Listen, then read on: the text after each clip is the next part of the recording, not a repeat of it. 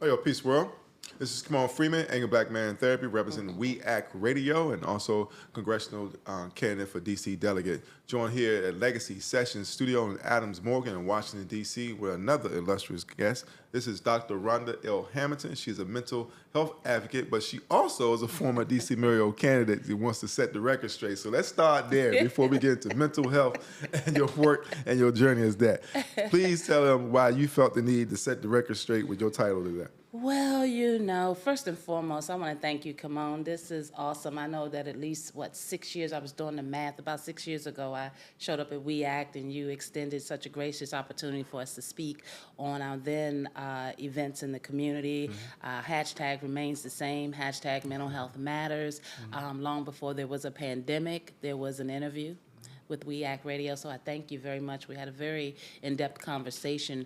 I'm setting the record straight because, our dear D.C. that we love, especially east of the river in Ward 8, this is an interesting time for those of us that are on the ground and those of us that are in leadership. I had a very interesting conversation with an individual that said, "Oh, Miss Rhonda, didn't want to bring this to you, but I heard that you were paid to get in the race." And I thought that was interesting. And because I know you, I didn't want to foster any confusion or drama. And I said, "Oh, no. Please, when you have folks that show up to you with that type of nonsense, clearly they don't know me. Don't, shun them the opportunity of getting to know who I am. Call me." Because that person needed clarity. I am a D.C. Ward 8 until I die. Well, I hope you thanked him because it's very rarely that people will be upfront and confront you with information that they find questionable. They usually just don't question it and pass it along, and then that way it continues to grow and gain momentum. I've been a victim of that several times, but I appreciate the few people who have had the wherewithal and the good moral backbone Yes. to come and approach me with questionable information. Because this is what it is. Information is new currency. Yes, it is. And yes, it's it is. important. So now, in terms of your mental health advocacy, we want to talk about the work that you're doing, and a lot of issues is at play right now. We have Unity Healthcare about to be on strike. I think they have already voted for that the strike. organization, yes.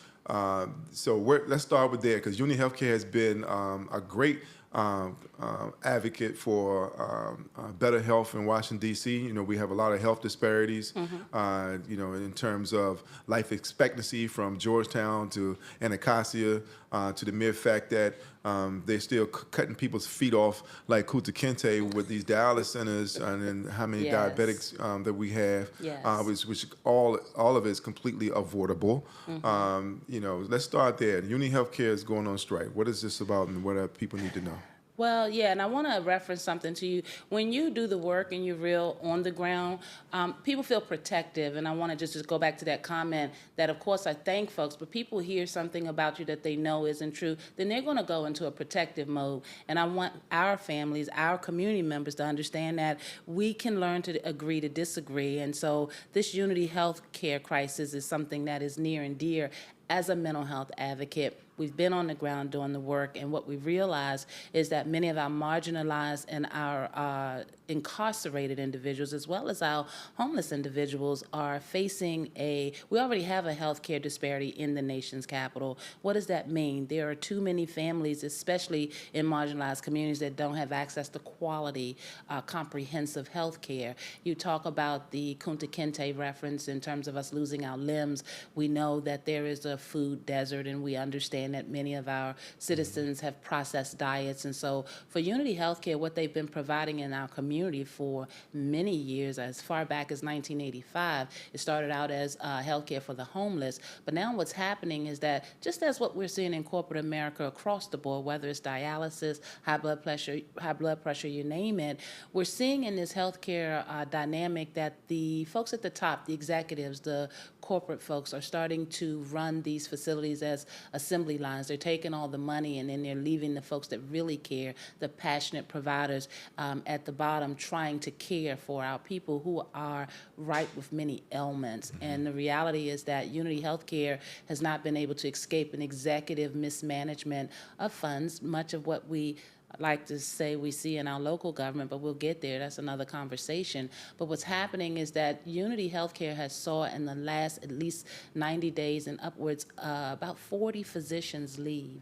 And when you talk about continuity of care, what does that mean in communities of color and marginalized understandings? Building relationship with your doctor, having the luxury, because it should be a right, but the luxury of being able to know that if you've got a cancer diagnosis, if you are plagued with dialysis and having to deal with that, that you can trust the doctor that's helping you to understand that. And that's so important in communities of color because we understand statistically, especially from a mental health standpoint, that we don't see or receive or gain access to the type of comprehensive care understandings that we need, because usually it's an economic issue, and then obviously we have to deal with the corporate enslavement of systemic presence. So the reality of Unity Healthcare right now is that we're in trouble. We're in trouble. The union, the doctors decided to unionize back in December, I believe it was, so that they could fight these corporate understandings. We've had doctors with Unity Healthcare that were administering care in the jail, and they felt unsafe. We had executives who, again, this assembly line process where they want them to see upwards of 25 to 27 patients a day. And when you talk about building a relationship with your doctor, can you imagine showing up for your appointment? You're dealing with cancer or some other ailment, and the doctor doesn't have time to really hear you out because they've got to clear the lobby of what's going on. And that's what Unity is dealing with. Many of their healthcare facilities are empty. They say they're ghost towns. So there's a lot going on. A lot going on. A lot Indeed going it is. on. Martin Luther King Jr. says that of all the forms of inequality, injustice in healthcare is the most shocking and inhumane. It is. It is. Unity Healthcare is near and dear to my heart because they were one of the first sponsors of the Black Love Festival that we did for a number of years. We just celebrated our 25th anniversary in 2022 at Fort DuPont Amphitheater, the largest event of the summer series. But when we was first starting out, we was the largest annual AIDS mobilization in the city. We was testing more people for AIDS than any other calendar day of the Department of Health. Yes. Okay, and we did that for 6 years running. And it was made possible because of Unity Healthcare. Yes. And of course, all the AIDS mobilization, shout out to all the organizations that had mobile units that came out. But Unity Healthcare was a sponsor. And then we saw them lose funding as it was going, as years passed by, and they could no longer do that work anymore. Yes. But now we know why, because there was a change of guard, change of ownership, and now they're running it as a profit-driven thing, and that's the nucleus of the problem of the healthcare in America. It's why we don't have free healthcare in this country like every other industrialized nation does provide healthcare. And in terms of cutting people's feet off, like Kunta Kinte for dialysis amputations, it's completely unheard of in Cuba. That treatment, they have treatment available that prevents it, but they won't allow it in America. Absolutely. Because it's to their profit advantage to continue to commit these health crimes. So there you have it. Unity Healthcare is about to go on strike. Thank you for the work you're doing there. Do you have the contact information for Unity Healthcare for people to follow up and support the impending strike? Well, I love that question. What I would offer, I don't have Unity Healthcare's direct because there's so many points of reference. There's Carrie with the union, the UAPD, Union of American Physicians and Dentists, but then you also have Kate Sugarman, who's one of the very spirited physicians over there, one of the veterans that's been in the system. But what I can tell you is that on Labor Day, which I know we'll get to that, there's a human and civil rights protest down at Freedom Plaza in Washington, D.C.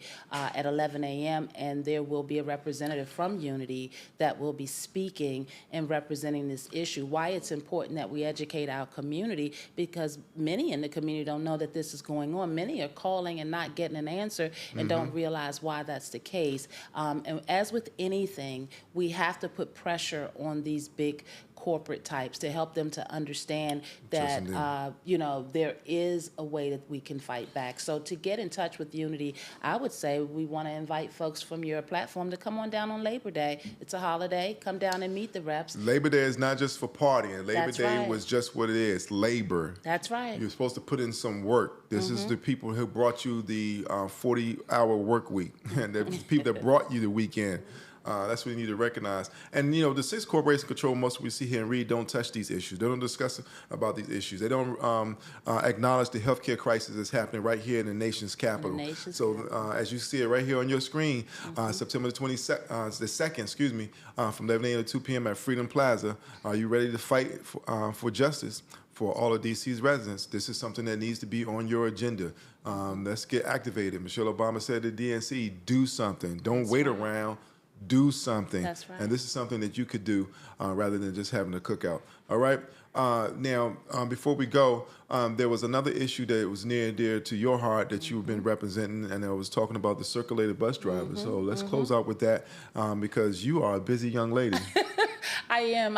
And I want to clarify something because, you have these cynics, especially in our town, who are black and white, but we need to understand that as a mental health advocate, we came out all those many years ago, or almost a decade now, to raise the consciousness around the discussion about what mental health really is. There are levels and layers to that conversation. You and I have spoken on that on many occasions. What we see in the district is a myriad of issues, whether it's our workers who are distressed and experiencing high levels of anxiety because a contract that was awarded by a mayor who is not being accountable, not offering transparent governing, offering 5-year contracts, and then 8 months later coming back and saying, okay, well, we've got to cut that out. And the reality of what that did for many of the workers, talking about the DC circulator workers who were dedicated through the pandemic, dedicated when the mayor had issues with needing to offer cooling buses because many of the housing units, which we are in crises with our houses and failing HUD's inspection. So we had to find a backup plan to be able to keep our citizens, our seniors and our children cool during the summer because the slumlord realities of what they're living through had not been addressed. And so the DC circulator workers reached out. As mental health advocates, we get all kinds of calls. And I find myself challenged a lot of times with having to remain from a confidential standpoint because obviously you see Miss Rhonda and, somebody here has mental health. Well, of course someone's dealing with something. 1 out of 5 shows us statistically from a national standpoint that somebody in the room has got some challenges, but does that mean that you're not supposed to be able to deal with that from a dignified standpoint? And so what we're trying to do is to raise awareness around these issues that are imposing levels of trauma and unnecessary exposures to toxic stress, worrying about your job, worrying about how you're going to take care of your families because of a government decision that happened just like that. And many of these workers are not educated about the council, the legislative branch, the executive branch. They don't understand all of that. They just understand that they had a job. They were offered a 5-year extension. Many of them had children going off to college. Many of them themselves had invested in higher living understandings, whether it's buying a home or being able to purchase a car. Just the basic things. And to find out that your 5-year stability has been ripped from under you, it's traumatic. And on top of that, many of them have worked there for 18 years. And the reality of being 50 and 60 years old, trying to reinvest or get into another occupational skilled field that's going to be able to help you take care of your family and give you the kind of confidence and stability that you should have at that age. It's interesting. And so we just want this district government to understand that there has to be accountable governing and there has to be transparent operations. And so we are throwing our hat in the ring to say, look, there are other accountabilities that you have to answer to beyond this political nonsense. This is a mental health concern for us, and many of the district citizens and workers are not able to get to healthy, are not able to experience mental wellness because we've got unscrupulous practices going on in our governing, and so we don't like a bully. I'm a hometown girl. We don't like bullies. All right, so you're here to hear. We're talking about from healthcare rights to workers' rights, challenging all the inequities and injustices in this system that ain't right. So far from being this DC being the most dangerous city for a black woman to give birth in all of America to the average white family having 81 times the wealth of the average black family. These are things that need to be addressed. This is we talking about inequities that should be intolerable and a system that is untenable. Right. This is not a self-sustaining situation, and we need to address it. We need to challenge it, and we need to do something about That's it. right. This is We Act Radio. We do shout-outs before we get out of here. Dr. Rhonda L. Hamilton, What do you want to say? And Well, give me your website. absolutely. First and foremost, the Labor Day protests, human and civil rights protests, if you yourself feel that you're dealing with something and you are afraid to speak out or you're worried about being retaliated against, you can join us. That does not have to be a concern for you. You can go to www.healthydcandme.org and register. There's a streamer going across that allows you to click on the first streamer and you can register and come on down. And please, if you need help, please make sure that you reach out. You can use this same website to do so. I want to acknowledge all of my community mamas that are stepping to the plate, that are stepping up and getting their community members registered. Many times in our communities, when you come from communities where we come from, it's not cool to speak against the status quo, and that's another reason why we stand in the gap and we wave the flag and we say, come on, come to safety, come to healthy. It is time that members in our underserved communities gain access to the types of resources and understandings that will help them to change their lives. And so www.healthydcandme.org. And I simply want to acknowledge and thank all of the community members that are brave enough to embrace this new understanding of having access to healthy. I'd like to personally thank and give a shout out to Dr. Chapman for being a fearless advocate for the health inequities in this city, and also all the Unity healthcare workers. You said 40 workers have left. 40 workers. Now let's talk That about is an exodus. 40 physicians have left. 40 physicians have left Unity Healthcare over the working conditions there. That is an exodus. Yes. And because they expect the remainder to handle the same workload that they had when they was at full capacity. And guess what? I want to amend that. In the last 30 days, 43 workers, staff, were fired a day before a union vote. Talk to me about that. So there you have it. This has been Kimon Freeman, Dr. Rhonda Hamilton, and we are talking about health inequities and health injustices and worker conditions here in the capital of the United States of America. You would think that if this democracy they want to so vaingloriously celebrate, that they will at least get the 68 square miles of the nation's capital right, that we would have the best of everything. Should be the shining city on the hill, but yet and still we have one of the greatest disparities of inequity anywhere in the country. I will say two things. The standards are absolutely too low. And being the nation's seat of governance, knowing that folks around the nation and the globe look to us to understand that we would have our act together, it is time to take care of business, sir. It is time to do something.